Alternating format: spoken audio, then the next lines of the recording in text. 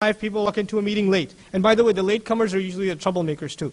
So they come in late, and they sit, their little clique sits in the corner somewhere by themselves, and the leader is talking and they're going,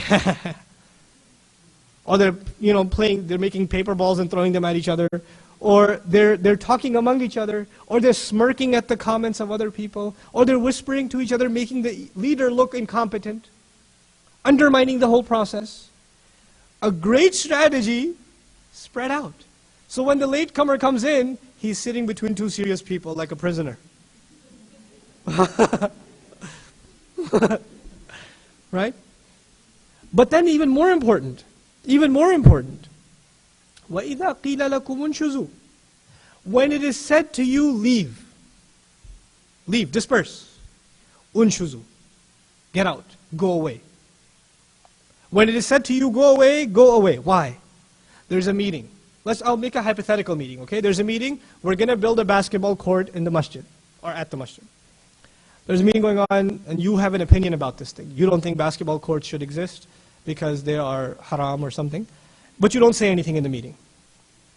So you listen to the whole meeting, they take a vote, and they approve it. Any objections? No objections. The meeting is done. You go to your best friend. Man, these people don't even know it's haram. I keep telling them. Did you say anything at the meeting? No. You went to your friend who likes to listen to you. You get in the car as you're leaving the meeting and you say, man, I keep telling them they don't listen. He goes, yeah, man, they don't listen. And now you're having a meeting after the meeting. Right? This is your meeting after the meeting. And what this does, now what happens is, let's call this other guy and tell him basketball courts are haram too. By the way, they're not. Okay. So anyway, they call this third guy. And now they have their sub-meeting. Before next meeting, we should come to a conclusion that this decision was wrong.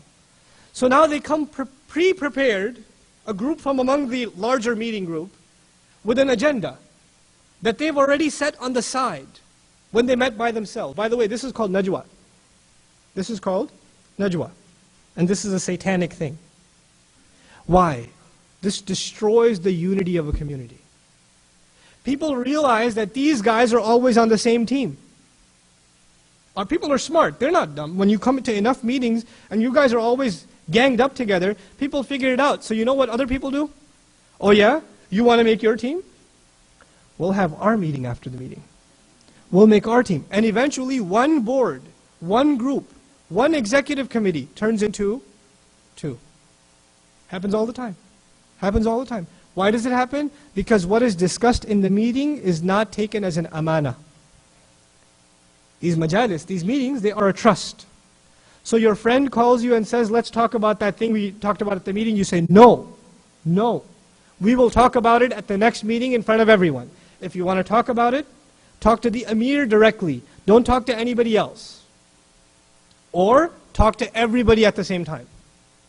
But do not talk to each other about it. Because now you are being unfair to the community. You are the fitna. You think everybody else is the fitna? If you do this, you're the fitna. You're the problem. You're the problem. This is one big problem in our communities. We have secret gatherings.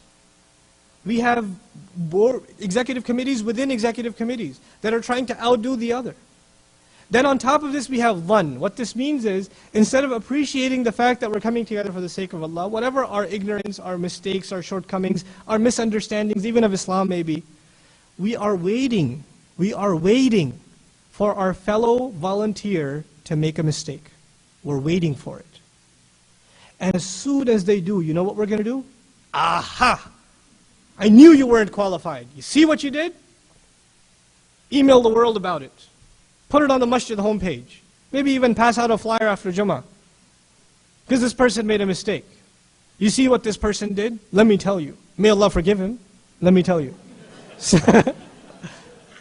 So we have, what I'm trying to say then is, we have no mercy towards each other. We are very cutthroat. All for volunteering for the sake of Allah? Does this make any sense?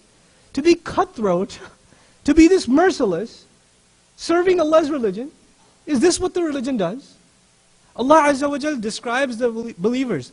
أَشِدَّاءُ عَلَى الْكُفَّارِ رُحَمَاءُ بَيْنَهُمْ.